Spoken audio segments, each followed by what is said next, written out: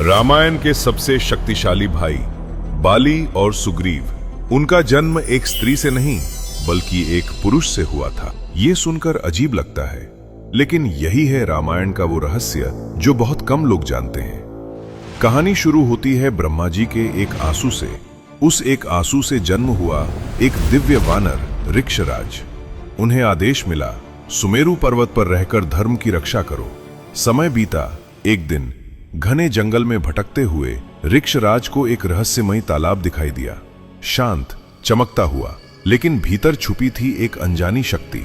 प्यास से व्याकुल होकर जैसे ही उन्होंने उस पानी में छलांग लगाई, प्रकृति का नियम ही बदल गया।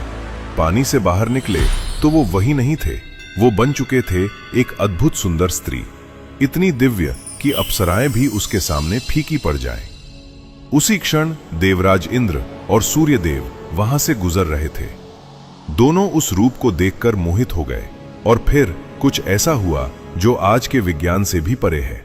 इंद्र की शक्ति जब उस स्त्री के बालों को स्पर्श करती है तो जन्म होता है महाबली बाली का, और सूर्य की ऊर्जा जब उसकी गर्दन पर पड़ती है तो जन्म होता है सुग्रीव का।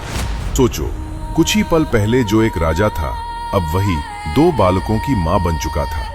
लेकिन चमत्कार यहीं खत्म नहीं हुआ। अगली सुबह वो फिर उसी तालाब में उतरता है और बाहर आता है फिर से राजा ऋक्षराज बनकर। अब एक पुरुष अपनी गोद में 2 नवजात बच्चों को लिए खड़ा था।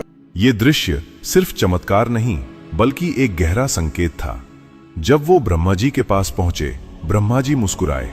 ये बच्चे साधारण नहीं हैं, ये देवताओं के अंश हैं। और उन्हें सौंपा गया किष्किंधा के भविष्य के रूप में। इसीलिए बाली के पास वो अद्भुत शक्ति थी कि जो भी उससे लड़ता उसकी आधी ताकत बाली में समा जाती। और सुग्रीव सूर्य के तेज और धैर्य का प्रतीक बना। ये कहानी सिर्फ एक जन्म की नहीं है, ये बताती है कि हमारे शास्त्रों में ऐसे रहस्य छुपे हैं जो आज भी हमें चौंका देते हैं। तो बताओ, क्या आपने पहले कभी बाली और सुग्रीव के जन्म का ये सच सुना था? अगर आपको ये कहानी पसंद आई हो तो कमेंट में लिखें जय श्री राम।